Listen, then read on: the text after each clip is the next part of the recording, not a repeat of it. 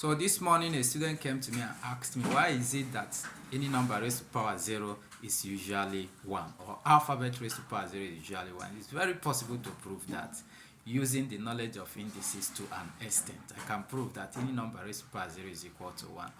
Let us do that together. Assuming I have 2 raised to power 0 is equal to 1. How do I prove that this 2 raised to power 0 is 1? Even from your calculator will give you 1. 2 raised to power 0 from your calculator is equal to 1. So remember that 2 raised to power 0 is something as saying 2 raised to power 1 minus 1. Because 2 raised to power 1 minus 1, this 1 minus 1 will still give you 0.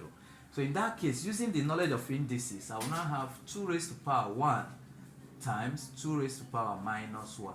That's 2 raised to power 1 times 2 raised to power minus 1. Any number raised to power 1 is that same number.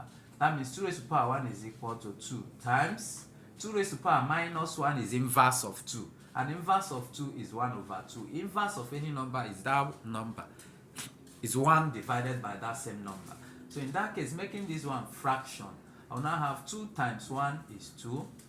1 times 2 will give you 2, and 2 divided by 2 is equal to 1. So any number raised to power 0 is 1. Assuming I want to prove that a raised to power 0 is equal to 1, is also possible. Because a raised to power 0 is something as saying a raised to power 1 minus 1. So using the knowledge of indices here, we'll now have a raised to power 1 times a raised to power minus 1. A raised to power 1 is a times a raised to power minus 1 is inverse of a, which is 1 over a. Making this one fraction as well, I have a times 1 is a divided by 1 times a divided by a will give you 1. So any number or alphabet raised to power 0 is equal to 1. Like my page and share.